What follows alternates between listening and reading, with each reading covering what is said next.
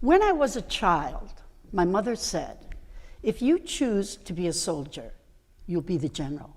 If you choose to be a monk, you'll be the pope. Instead, I became a painter. My name is Picasso. What are your expectations for your children? And are they big enough? Are they high enough? And know that as we go through this, everything I share doesn't just apply to children. It applies to you as well. It's kind of like one size fits all. It's not like doing a TEDx talk where you're doing a full day program in about 15 minutes. It's like getting into your high school blue jeans. You can't get it all in. So let's rock. How many of you are parents? How many of you are parents and wish you weren't? Now let's be honest here. Have you ever wondered why one of your children just seems to be the perfect child, is obedient, accomplished, says please and thank, oh, everybody's nodding their heads, says please and thank you, and then you have another child, and you swear that is not your kid, right? Somebody in that nursery in the hospital switched the tags. And so I don't believe any of us as parents ever dream for our child to be Alexander the average. I mean, mediocrity will not get you in Zig's book, See You at the Top. And I mean, even dogs get sick of good dog. They want to be great dogs. So if you want your child to have the charisma of Oprah, the skills of Michael Jordan, the talent of Picasso, and the genius of Einstein, guess what? You can. It's a choice. We now know, the Heart Math Institute, some of you have heard of Bruce Lipton, author of Biology of Belief, that we can now alter our DNA with our thoughts, our expectations, our intentions. So yes, you can choose to be like Einstein. Now, this quote may not, there's not evidence that this is a direct quote, but Einstein did make reference to having a fear that when technology would surpass human interaction, we would have a generation of idiots. Have you listened to the news? I turned it on this morning. 2 killed in Tallahassee in a yoga studio. Just last week in Charlotte, student killed in class. These are supposed to be safe places. Last weekend, a synagogue in Pittsburgh. Is it not time that we start looking for the right answers in the right places? They are not out there. They are within us. It's time that we get a grip on this. The answers lie within, and I mean deep within. I'm talking about the subconscious mind, which forever we have danced around like it's some evil Satan or something. The subconscious mind is where emotions are. It's where decisions are made, 95% of it. Forever, everyone in this room has heard that we are only using 5% of our potential. Is it not time that we start looking at that other 95% and start, fertilizing it and nurturing it and getting to know it? And because that's where the power is. It's denser. There's more neural networks down there. In 1 second, you can process about 11 million bits of information per second. You know what happens on the conscious level? 40. On a good day, 50. Is this rocket science? We're running around in horse and buggies when we literally have a Learjet sitting in our backyard. And I feel quite passionate about this. It's time that we get with it. And so when we look at this denser part of us, it's kind of like if I gave you a choice to dig a hole, and you could have a shovel or you could have a backhoe. You would choose the backhoe. Why? Because it's more effective, it's more efficient, it gets the job done. And yet, in our institutions, our education systems, in our correction systems, we are still lagging along. And it's a choice. And the bottom line, it is simply a choice. So what I want to do, because maybe some of you don't know how to access that other 95%, I'm going to show you how. Is that cool? It's cool. And we do it by actually bypassing the conscious mind and the critical thinking of the left brain, because it acts as a buffer. It stops us from the creative juices that would take us to a higher level. So when we do this, we are actually slowing down our brainwave activity. Right now we're in beta. That's a normal state, except for a couple back there snoozing. Okay, they're in alpha already. So what we want to do is shift from beta to alpha, which is a slower brainwave activity, where the mind becomes open and receptive for change, for creativity. This is where it happens. And it's not all that hard. How do we do it? We slow down our speech. On the way here, on NPR, they were saying how poetry, nobody does poetry anymore. Instead of chunks of information in this world that we're living in, it's racing the brain and it's making us out of control and crazy. Nobody read poetry, maybe prayer. Maybe listening to binaural beats. What you're hearing is actually synchronizing your brain waves with the binaural beats, and it slows it down. And just slowing down your breathing and going into a relaxed body-mind state, a prayer-like, a meditation state where we are open and receptive to make the change. And here's the cool thing. Children are already there. Children function normally in alpha, sometimes theta, and even slower brainwave activity. Are we not taking advantage of programming their minds, of wiring them for health, happiness, and success at the right time? What we have to do is install a powerful, an empowering, positive software program at the right time. It's giving them the right message at the right time, which is actually the last trimester of pregnancy to age 6. I wanted my children to be musical. When I had the belly, I would tap on it. And he was playing My Sweet Lord at 5, and his daughter, 13, got a $100 scholarship in music. Hey, this stuff works. I do practice what I preach. And so when we look at the different ways that we can install this mental software, and it's not only the right message at the right time, but it's also in the right way. It's the way I'm sharing with you today, and it's for right thinking. Because if we establish healthy life habits at the right time, I promise you we can change the way the world thinks, one child at a time. Because think about it, what controls us? What controls? I see some of you looking at your devices. Social media probably controls you. Some of you are looking at the person next to you, your spouse, your partner. Unfortunately, that could be true. But you know what really controls us? Habits.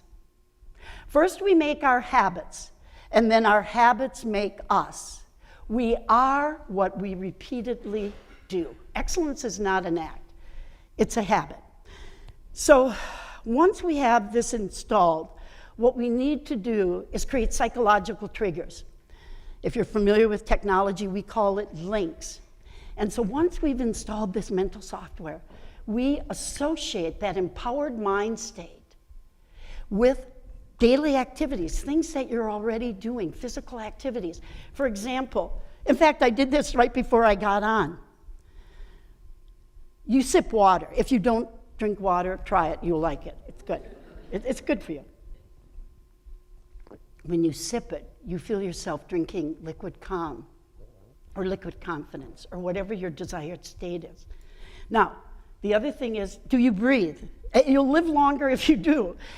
And so you're going to breathe anyhow. What about every time you take a deep breath in, you breathe in confidence, courage? You know what that does for a shy kid? And every time you breathe in, you're going to breathe out. You don't even have to think about it.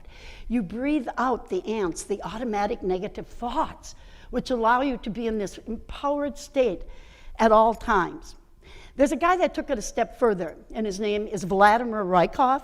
He's a Russian scientist, and in the 70s, he did this interesting study, and he took students, and he put them in a trance state. So let's say they were music students. He would have them imagine like themselves emulating, modeling Mozart. He would have them think, feel, act, behave like Mozart, and certainly play like him. When they returned to their normal state, guess what happened? Yeah, their performances were dramatically improved. And I've worked with Gene Houston, who does similar stuff, and I've witnessed it. It is incredible in our education system. Hey, Why are we not doing some of this? You can choose any hero you want, but it cannot be a Kardashian. No Kardashians. No current politicians. And the interesting thing is that hero doesn't have to be somebody out there. It could be the hero within you. It could be your desired dreams and goals. It's all about role-playing. Because what he found out is that even when he didn't put them in a trance-like state, he taught them to pretend, to act as if, to fake it till you make it, to role-play. And I've studied with J.L. Moreno, the father of psychodrama. I am big on role-playing. Act the way you want to be, and you'll be the way you act. How many of you have heard of President Reagan? Do you really not believe that his history as an actor doing role-playing did not have something to do with him climbing the ladder of success and being President of the United States? How many of you have heard of Oh, I'm giving away my age. How many of you have heard of Liberace? Okay, go. Oh, wow. If you haven't, ask your grandmother. She watched him every Saturday night on TV. But Liberace was a flamboyant pianist, and he played in an empty concert hall, but not for long. You see, he positively positioned himself for success. We attract it when you act as if. Now, let me take somebody a little more current. Did anybody see Sarah Hughes, Olympics 2002, skater? No, it's in my book. She's phenomenal. She was flawless, wasn't she? Listen, the real lesson is in this. After she was done skating, her parents had a video of her, probably about 10 years prior. What does that tell you about expectation? What are you expecting? Are you expecting your child to be a winner or a loser? They had a video ready to go. And cute little Sarah, she's about 6, 7 years old, says, when I grow up, I'm going to go to the Olympics and get a gold medal. I can hardly wait for it to happen. Now, what if we all approach life that way? Now, here's the secret. She said it all. Look at her language. She didn't say, I hope I go to the Olympics. I want to. I wish. I might. She said, I am going. When you're programming the subconscious mind, you have to be very emphatic. You have to be convincing. You have to be powerful. You have to be affirmative. I'm going. She did. And then, did she think big? Nah. She went for the gold. I'm going to get the gold. Not silver, bronze. You know, you will achieve as high as you can imagine. I'm going to go get the gold. And then listen to what she said. I can't wait for it to happen. There was not an ounce of doubt. This is how you have to live life as well. This doesn't just apply to some of these people. And then, well, you know what? I want you to experience this for yourself. Would everybody stand up? Would you do it quickly? Yeah. And if you can, if it's uncomfortable, I'm not asking you to. Okay, 3 times in succession. I'm going to count to 3, and then 3 times in succession. I want you all to yell out, I'm depressed, in cheerleader fashion. This is, if you've always wanted to be a cheerleader, here's your chance. Ready? 1, 2, 3. Arms up. Again. Okay, you can sit down. I hate to say this, but you're not very convincing. You had smiles, you were giggling, you were laughing. Those are not symptoms of depression. So what does it tell you? Act the way you want to be, and you will be the way you act. It's probably why William James said, what did he say? I don't smile because I'm happy. I'm happy because I smile. It tricks the brain into honestly believing that you're happy. It elevates your moods. And guess what? Endorphins, dopamine, all the feel-good chemicals get released. This is cool stuff. Act the way you want to be, and you'll be the way you act. Now, in all of this, I got to share one more thing. There's actually a brain booster you should know about. Can you tell I'm passionate about the brain? It's called the reticular activating system. We'll call it the RAS. And the RAS is kind of like a nightclub bouncer. It decides what to take in and what to reject so that your mind, aren't you overwhelmed a lot of the time? This helps you focus because it keeps out the mental clutter. It's phenomenal. It's kind of like the search engine of the mind, and it does incredible things. It actually helps you see opportunities that previously you may have been blind to. Have you ever not found your car in an airport parking lot, and you have a white SUV? Have you noticed that at that moment, you see everybody seems to have a white SUV? And so our eyes are more open to opportunity. But the fact is, we actually attract opportunity to us. You hear this, the old saying that when the student is ready, the teacher appears. Have you ever had that experience where you run into the right person at the right time, or you open a book and it's the words or the address that you needed to hear? How do you think I got on this stage? A couple months ago, I was giving a 10-minute talk in Hickory, and the right person was in the room. Prior to that, somebody offered to help me apply for $10,000. I saved a lot of money because of the reticular activating system. And what turbocharges your reticular activating system are questions. Questions shape our destiny. Children who are more frequently asked, "What do you want to be when you grow up?" are more successful because it triggers the reticular activating system. And so it's working and searching for answers of success constantly. So when we look at the reticular activating system, it's not only that it shows us opportunity, it attracts it. It does great things. But there are two questions I want to share with you. One, what if?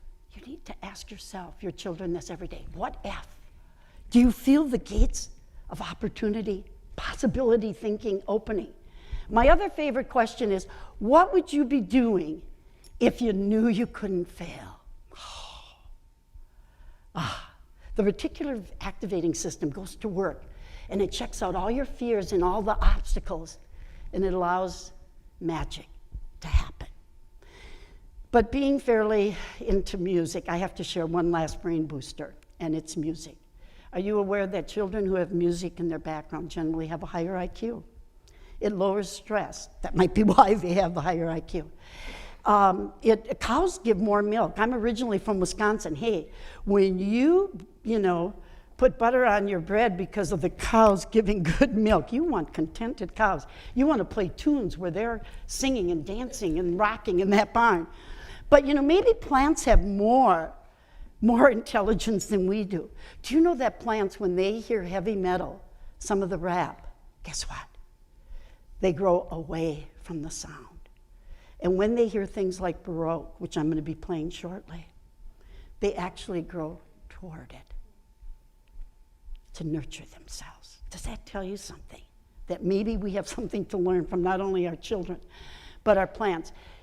But it also accelerates learning, because you know why? Baroque has the same rhythmical pattern as a relaxed heartbeat. It brings your kids, you, into alpha, and you go into high performance mode. There's a whole system called SALT that's based on this, and it accelerates learning. When my kids were doing their homework, I had Baroque going. It's Handel, it's Bach. I'll be playing Pachelbel shortly. But I had it playing all the time, and they're not average, okay? So the last thing I want to share is really, I know this stuff works. It's really how I got on this stage today. But there's a story I want to share with you. And by the way, when your children between 3 and 9, be aware that between the ages of 3 and 9, your children actually reveal their calling in life. There is not a person in this room that's not here for a particular reason, even here in this room. It's called your soul's calling, your soul's code, your calling in life. It's your reason for being. And the sad thing is, most people live and die with the music in them and never sing their song. Your job as a parent is to help your child identify and discover and develop that calling. And they are revealed between the ages of 3 and 9. Wrote a whole book on it. It's his truth. Oprah Winfrey was in it. She, at 5 years old, looks at the TV and says, I can do that. And so can your child. But there is one story that summarizes everything. And it's Donald Driver. He's a retired Green Bay Packer player. And he grew up homeless in Houston and really went from poverty to the Packers. I mean poverty. If he was lucky, there would be a trailer open where he'd have a place to sleep for the night. Sold drugs, didn't take them, but sold them. And he would steal cars. It was his way of feeding his sister and his mother. And one day he was driving down the road. The only time he almost got caught was a blessing. He's racing down the road. The cops are chasing him. And to use his words, a little old lady backed out of the driveway at the wrong time. He smashes into her, jumps out of the car. Cops are chasing him. He goes down the back alley, and something stops him. Something stops him, and he goes back to see if the elderly lady is okay. She is. She waves off the cops, saying, "This is my grandson." She waves him to the back porch and says, "Sonny, I don't know who you are, but I know you could be doing so much more with your life." Donald Driver always had a vision, a dream of catching passes from Brett Favre. And now you know the rest of the story. What is your story? What is your dream? And what will you do to challenge your children to dream big, to be bold, to be better than Picasso and more brilliant than Einstein? Thank you.